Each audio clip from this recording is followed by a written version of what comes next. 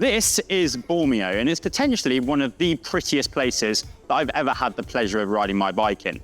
I've done the likes of the Stelvio, the Mortirolo, the Gavia, and the Concano.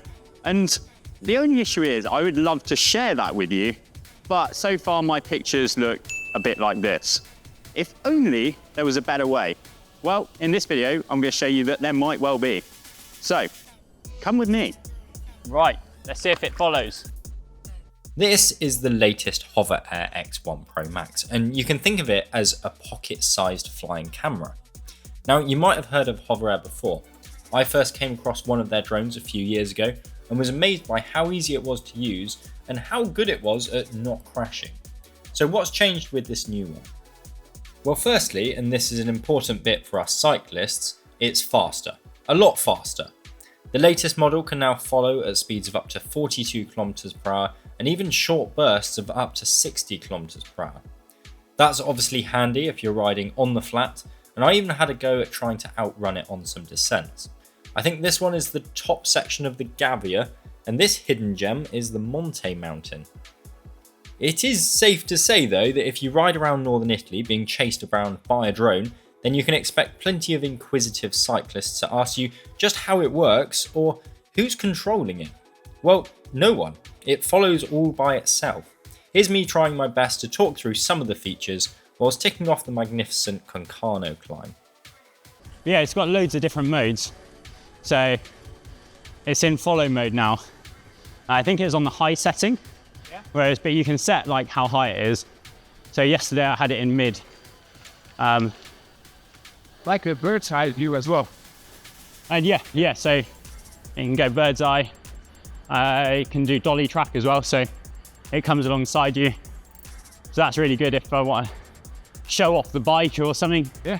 And then the biggest thing with this one is that it's now a lot faster. So even on the descent, so recording up to 8K. It's got a proper wide angle lens on it as well, which is good. And then because it's so high quality, you can obviously crop into that shot. So, all right, so the next corner, I reckon we should try and drop it. Yeah. So have a race, see if we can drop the drone. Ready? Yeah. Go, go, go.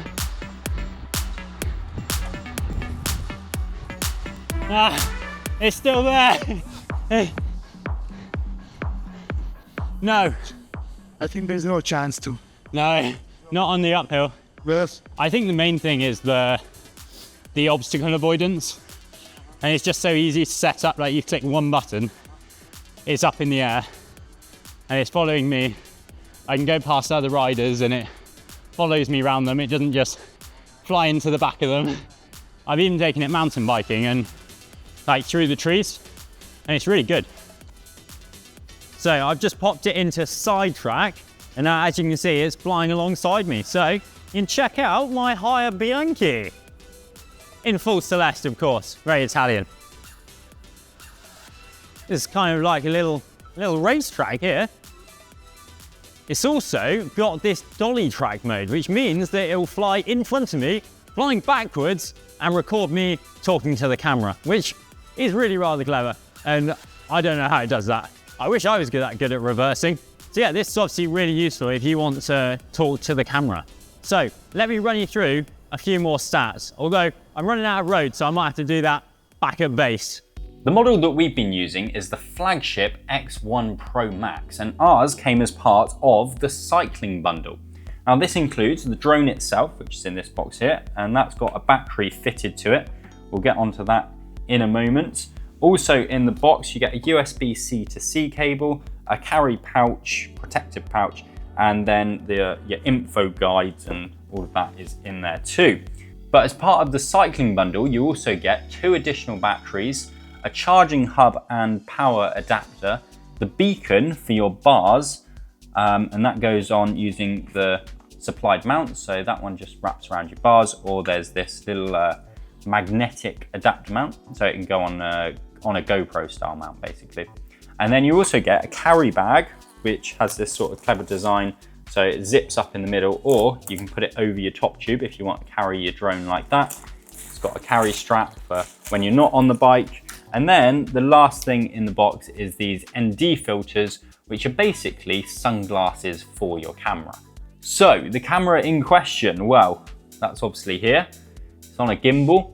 It can record in 8K with a 1/1.3 inch CMOS sensor. What that means is it lets loads of light in. It's also got 14 stops of dynamic range, and apparently this lens is a custom 7-layer affair. Now, I don't know much about that, but I do know that the ultra-wide 107-degree field of view has helped me to get lots of mountains into my shots. All the controls are on here, so if I just press and hold this middle one, then it will start up. There we go, it's chirped into life. Current mode, hover. So, as it's just told us, it's in hover mode at the moment, and then you just use these two buttons here to go through the different modes. So hover, zoom out, so that's pretty self-explanatory. Follow, so that's one that I've been using a lot of the time. Orbit is when it will go around you. Bird eye. Pretty self-explanatory. Dolly track. Dolly track is when it's in front of you. Ski mode. Ski mode, I don't need ski mode because I lie on the floor a lot when I go skiing. Cycling mode. So cycling mode, I will explain that one. So basically it's designed to be more precise and stable for when you're on the bike. And you can use it in two different modes, which you can choose in the app. So narrow routes, where it will track your path, so it will literally follow the route that you take. Or you can have it in open areas mode, where it will basically take some shortcuts to save power. Now, I mentioned earlier that it's really good at avoiding crashing. And so how does it do that? Well, it's got this big camera on the front, so it's looking where it's going and then avoiding any obstacles. It's also got a sensor underneath here, so it knows how high off the floor it is, and also a sensor on the rear for when it's flying backwards. Now, you will notice that there's no side sensors, so when you're doing 360 spins, use a bit of caution, because, for example, if there's a big rock, then you might want to avoid that. Because the rotors are in this cage though, it is surprisingly robust, and if the worst does happen, then repair kits are available over on the Hoverair website. All right, well, it's worked on the mountains. Let's see if it'll work in a tunnel.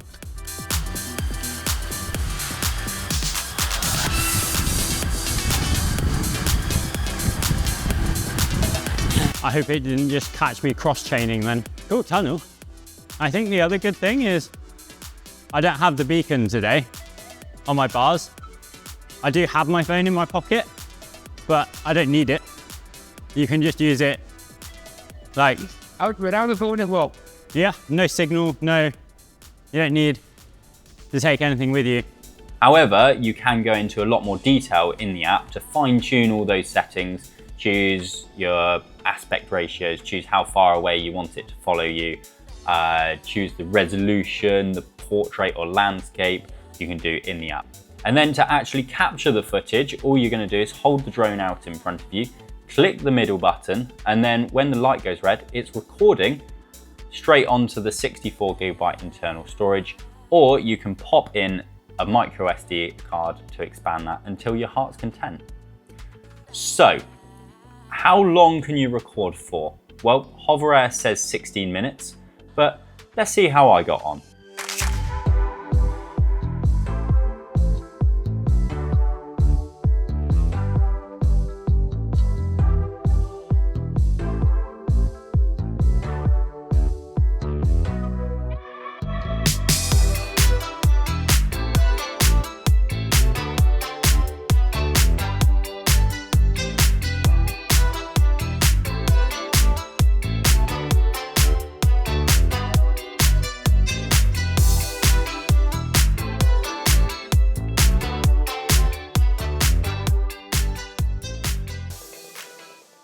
Well, that is 7 climbs in Bormio completed.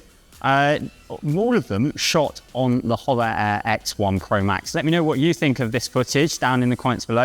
And if you want to get hold of one, then we'll pop a link down in the description. Thank you very much for watching, and we'll see you next time.